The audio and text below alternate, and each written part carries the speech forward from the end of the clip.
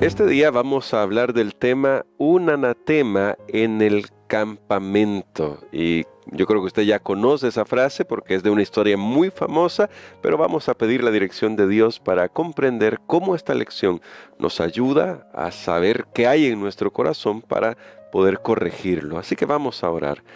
Nuestro bondadoso Padre, necesitamos sabiduría para poder comprender estas lecciones y para que tú reveles qué hay en nuestro corazón y si hay codicia, avaricia en nuestra vida, que tú la puedas limpiar de nosotros para poder honrarte a ti. Te pedimos sabiduría en el nombre de Cristo Jesús. Amén. Pastor Eniperla, para la historia de hoy, o para el tema de hoy, vamos a partir de una historia, para poner el contexto, que es muy famosa, una historia que ya conocemos, es la historia de la derrota del pueblo, que hizo el pueblo de Dios contra Jericó. Derrotaron a esa nación, pero voy a ir rápidamente a la siguiente historia. Inmediatamente van hacia otra ciudad mucho más pequeña, que parecía mucho más fácil, más accesible, no estaba cuidada como lo estaba Jericó, pero sufren una derrota. Y la Biblia dice por qué sufren esa derrota, pero ¿qué es el panorama que vemos aquí, pastor? ¿Por qué ellos son derrotados? Y que esto comienza a enseñarnos sobre los problemas que podemos tener en nuestro corazón. Bueno, es una historia realmente muy importante para nosotros, especialmente en el tema que estamos tratando, que tiene que ver con la idolatría.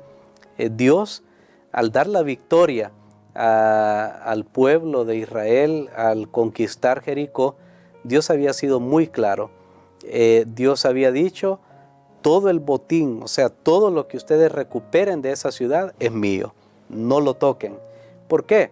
En aquellos tiempos había una costumbre que cuando un ejército invadía a un pueblo y entonces ganaban, ellos tomaban los bienes, las propiedades de esa ciudad, de ese pueblo, y se lo repartían entre ellos.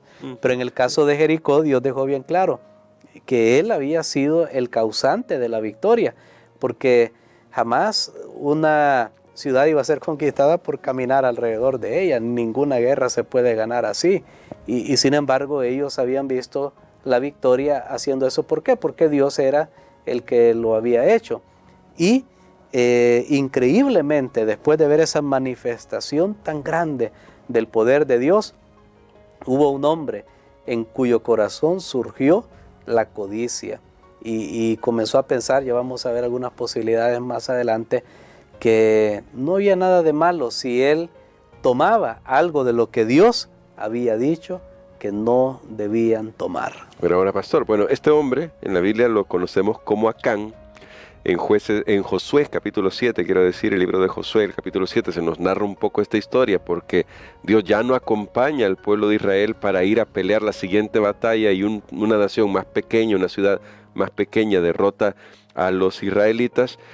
Pero este Acán, que comete el pecado de codiciar y luego tomar, cualquiera podría preguntarse, pastor, pero ¿por qué Dios castiga a toda la nación si el que ha pecado es uno solo, es solo una persona? ¿Por qué no se encargó de esa persona y listo, se limpia el pecado y sigue la nación bien? Sí, uno podría pensar eso, y desde el punto de vista humano es injusto, porque todo el pueblo es derrotado por la acción de una persona. Sin embargo, Dios conoce los corazones, y llama la atención que el autor del registro sagrado dice: Israel ha pecado, que Dios dijo, Israel ha pecado. O sea, ¿qué había sucedido? En la vista de Dios, no solo Acán había tenido codicia, Acán fue el único que se atrevió a ejecutarlo, pero Dios vio que en el corazón de otro había codicia, incluso tal vez murmuración y queja. Bueno, ¿y por qué vinimos a caminar aquí? Nos merecemos algo, ¿verdad? Y las personas siempre pueden tratar de racionalizar. De hecho, me llama la atención que el nombre de Acán significa en hebreo alborotador. Uno dice, ¿será que alguien llevaba ese nombre? Probablemente algunos creen el nombre pudo haber sido, algunos comentadores me refiero, el nombre pudo haber sido cambiado de su nombre original que tenía al nombre de alborotador o Acán, por la acción que él hizo, que alborotó al pueblo de Dios, que trajo la derrota al pueblo de Dios.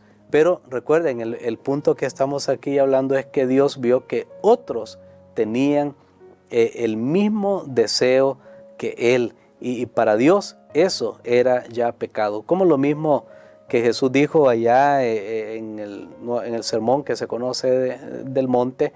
Si alguien mira a una mujer, por ejemplo, para codiciarla en su corazón, dice ya adulteró. De hecho, también aquí hay otro principio, y es que nosotros, en el caso de Acán, el principio es que atraemos a los que son como nosotros. Una persona codiciosa, una persona ambiciosa, obviamente aquellos que le rodeen van a tener el mismo espíritu y definitivamente, aunque uno sea más activo en la ambición o en la codicia, son grandes lecciones que nosotros aprendemos en la palabra de Dios. Y ahora, pastor, pero ¿qué pudo haber pensado o racionalizado Acán como para decir, lo que estoy haciendo no es tan malo al fin de cuentas? Al fin y al cabo, tampoco es que me estoy llevando todo el botín de toda la ciudad. Bueno, cuando hay codicia siempre hay alguna manera que se trata de justificar la acción, y yo he pensado algunas posibilidades. Una pudo haber sido que él tenía una necesidad y dijo, bueno, tengo esta necesidad y pues Dios no se va a enojar que yo tome de esto. Esa sería una posibilidad, pero hay otra que yo he pensado y que es más plausible, que es que Acán pensó, de todo el botín, esto que estoy tomando solo es un pequeño porcentaje. ¿Qué es esto? Imaginémonos, era el botín de una ciudad. Claro. Y Acán pudo haber pensado, ¿qué es esto? A todo lo que se ha recogido acá. Entonces, no hay problema. Y es lo mismo que muchas veces podemos hacer nosotros ahora. Dios es el dueño de todo, pues no hay problema si yo me quedo con una parte, o muchos dicen, ya la iglesia tiene mucho y yo me quedo con una parte.